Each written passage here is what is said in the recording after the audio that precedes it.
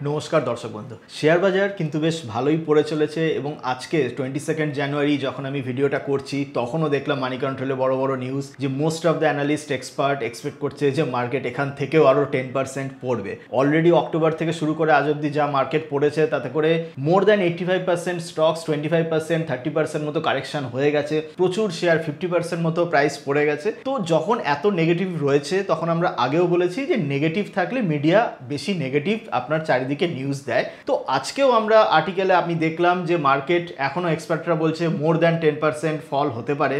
এই সিচুয়েশনে অবভিয়াসলি যে আমরা কি ভাবছি, আমার কি মতামত, একদম স্ট্রেট ফরওয়ার্ড ডাইরেক্টলি যদি বলি যে আই এম এক্সপেক্টিং যে we are very close to bottom. মানে এই আজকের যে লেভেল থেকে মানে 23,000 এই নিফটির লেভেল থেকে আমি ওই 10% ফল এক্সপেক্ট করছি না। রাদার আমি ভাবছি শর্ট টার্মে ওভার নেক্সট 1 2 3 4 মান্থসে আমরা প্রায় বটমের কাছাকাছি কিন্তু চলে এসেছি। তো কেন আমি এরকম কথা বলছি, ইনভেস্টাররা কি করবে, এই সমস্ত নিয়েই আজকের ভিডিও। তো কেন আমার মনে হচ্ছে যে we are close to bottom? First of all Nifty PE কিন্তু এখন 21-এ চলে এসেছে। মানে এইটা মানে লাস্ট কয়েক বছরে 20-র নিচে নিফটি পিই বেশি দিন সাস্টেন করেনি। তো এগেইন মানে ওভারঅল মার্কেট ভ্যালুয়েশনে কিন্তু নিয়ার বটম। সেকেন্ড, Q3 যে আর্নিং সেশনও খুব একটা খারাপ নয় এবং অলরেডি কিছু কিছু গ্রিন শটস দেখা দিয়েছে, যাতে করে মনে হচ্ছে যে Q1 এবং Q2-তে যে জিডিপির মিউটেড পারফরমেন্স ছিল সেটা এই Q3-তে রিভার্স হতে চলেছে।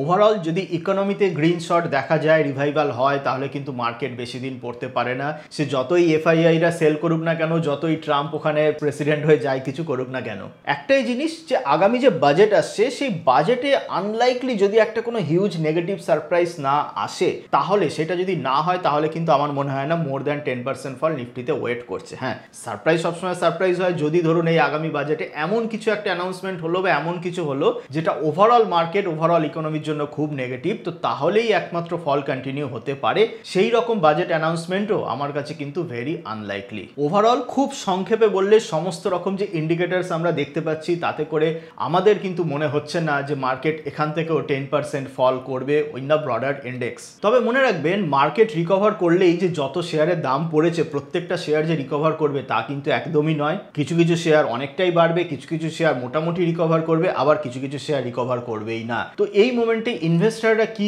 করবে সেইটা জানা খুবই ইম্পর্টেন্ট। আমরা সেই জিনিসটাই এই ভিডিওতে কভার করব। তার আগে বলে নিই, আমি নিজে এম স্টক ইউজ করছি।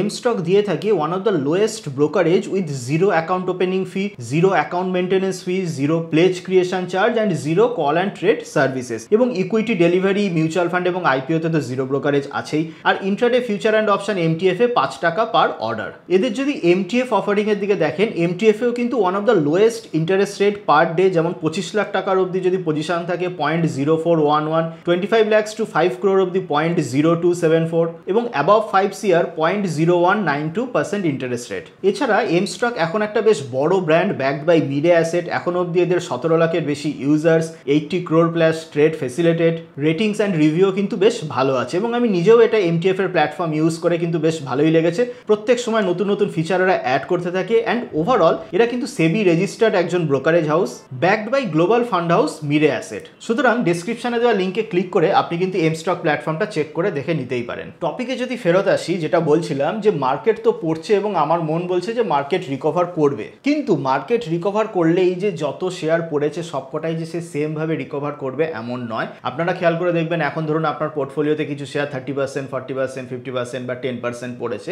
যখন মার্কেট অল্প হলেও রিকভার করছে বা ওভারঅল যে পিরিয়ড অফ টাইম যখন মার্কেট 10-20% রিকভার করবে, এই সমস্ত শেয়ার কিন্তু যতটা পড়েছে ততটা বাড়বে না। তো যদি সেটা হতো তাহলে এগেইন ইনভেস্টিং খুব ইজি হয়ে যেত।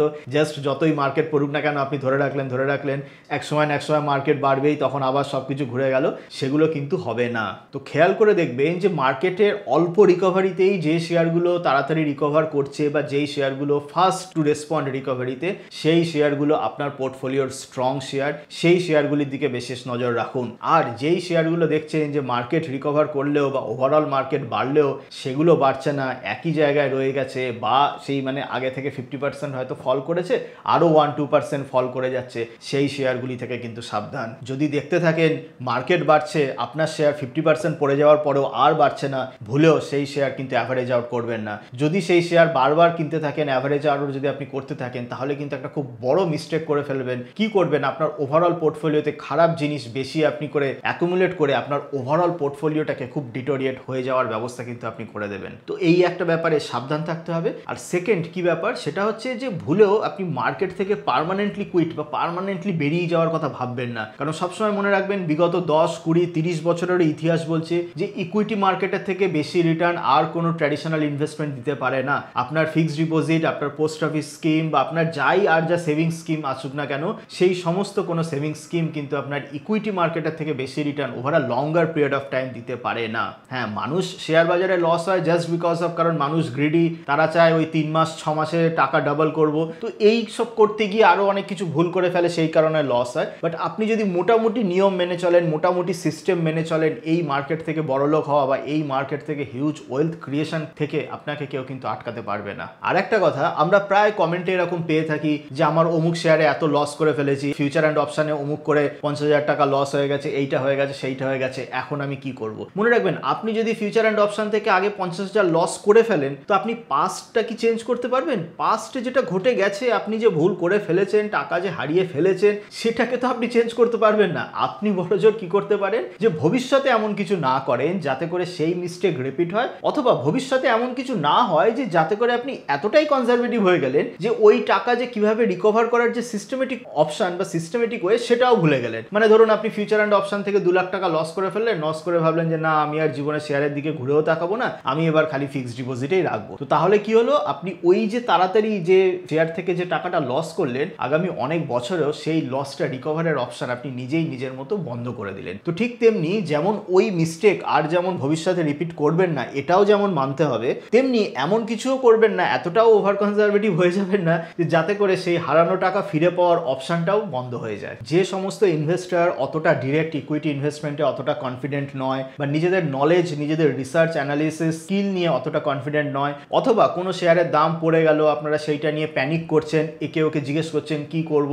তো কোনো শেয়ারে 25%, 30, 40, 50% দাম পড়ে গেলে আপনি প্যানিক করে এদিক ওদিক জিজ্ঞাসা করছেন, মানেই আপনি নিজে কনফিডেন্ট নয়, আপনার নিজেই জানেন না যে কেন কিনেছেন, কি হচ্ছে না হচ্ছে। তো এই সমস্ত ক্যাটাগরিতে যদি আপনি পড়েন, বা আপনার খুবই ছোট পুঁজি এবং এতটাই ছোট পুঁজি যেখান থেকে যদি আপনি লস হয় আর হয়তো আপনি ঘুরে দাঁড়াতে পারবেন না, এই সমস্ত কেসের জন্য আমরা আগেরও একটা ডিটেল ভিডিওতে বলেছি যে ইটিএফ, 4টে ইটিএফ এর নাম বলেছি, বা ইন্ডেক্স মিউচুয়াল ফান্ডও যদি আপনি ভাবতে পারেন, সেটাও ভাবতে পারেন। তো সেই 4টে ইটিএফ এ যদি আপনি প্রত্যেক মাসে মাসে ইনভেস্টমেন্ট করতে থাকেন এসআইপি মোডে, বা প্রত্যেক মাসে মাসে আপনি যদি কিছু না 500 বা 1000 বা 2000 টাকা যাই অ্যামাউন্ট হোক না কেন, আপনি যদি ইনভেস্টমেন্ট করতে থাকেন 1 বছর, 2 বছর, 3 বছর, এই অভ্যাসটা যদি আপনি ফলো করতে থাকেন, কারোরকে আপনাকে অ্যানালিসিস করা, কারোর থেকে হেল্প নেওয়া, কাউকে কোনো পেমেন্ট করা, কোনো কমিশন, ব্রোকারেজ কিচ্ছু না দিয়ে ফিক্সড ডিপোজিটের থেকে তো ডাবল রিটার্ন আপনি পাবেনই। এবং যদি মার্কেট আপনাকে সাপোর্টিভ তাহলে 18-20% প্লাস অ্যানুয়ালাইজ রিটার্ন কিন্তু চলে আসে। 4টে ইটিএফ আমরা বলেছিলাম, দেখুন স্ক্রিনে লিখে দিচ্ছি। প্রথম হলো নিফটি 20, তারপরে হলো নেক্সট 50 আই ইটিএফ, তারপরে মিড 150 20, তারপরে এইচডিএফসি এসএমএল 250। এগুলো কি, কেন? অ্যাকচুয়ালি এগুলোতে আপনি যদি ইনভেস্ট করেন, আপনি ইনডিরেক্টলি 500খানা শেয়ারে ইনভেস্ট করছেন, এবং এই 500টা শেয়ারে আপনি যদি লাগাতার মানে মাসে মাসে এসআইপি মোডে এগিয়ে যান, তো তাহলে কি হয়, 2-3 বছর বা এরকম একটা লঙ্গার পিরিয়ডের পরে ওই 500টার মধ্যে 500টা শেয়ারই যে ফল করে তা নয়, কিছু ফল করে, কিছু আউট পারফর্ম করে। তো এই রকম করে আপনার পোর্টফোলিওতে একটা বেশ দারুণ সুন্দর রিটার্ন চলে আসে। এটা তো খুব সংক্ষেপে বললাম।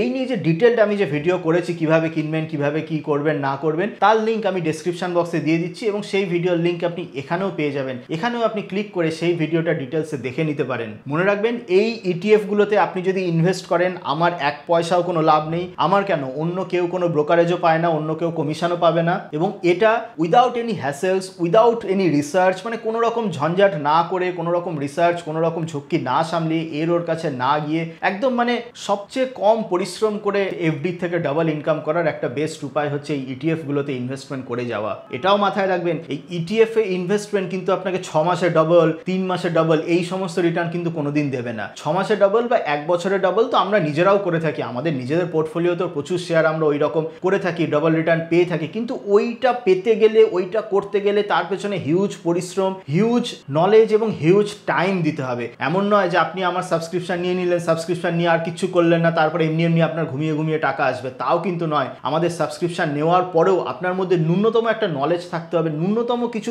জিনিস বোঝার ক্ষমতা থাকতে হবে, সিস্টেম ফলো করতে হবে, তবে গিয়ে কিছু ভালো রিটার্ন আসতে পারে। আর আমরা এটা তো বারবার বলে থাকি যে যাদের ওভারঅল ইনভেস্টেবল কর্পাস, কর্পাস 2 লাখের কম, 2 লাখ টাকার কম যারা মার্কেটে ইনভেস্ট করছেন তারা আমাদের সাবস্ক্রিপশনের দিকেও ভুলেও তাকাবেন না, কারণ আমাদের সাবস্ক্রিপশনের ফিস দিয়ে আপনার কিন্তু ওভারঅল খুব বেশি কিছু প্রফিট নাও হতে পারে। তো এই কারণের জন্যই যাদের এই ওভারঅল ইনভেস্টমেন্ট কর্পাস 2 লাখের কম, ছোট ইনভেস্টার বা যারা অনেক কিছু করেও মার্কেট থেকে ইনকাম করতে পারছেন না, লস হচ্ছে, এই হচ্ছে, তো তাদের জন্য সিম্পল এই ইটিএফ বেস্ট, নির্ঝঞ্ঝাটে কিছু রিটার্ন আর্ন করার জন্য ইটিএফই একদম মানে বেস্ট অপশন।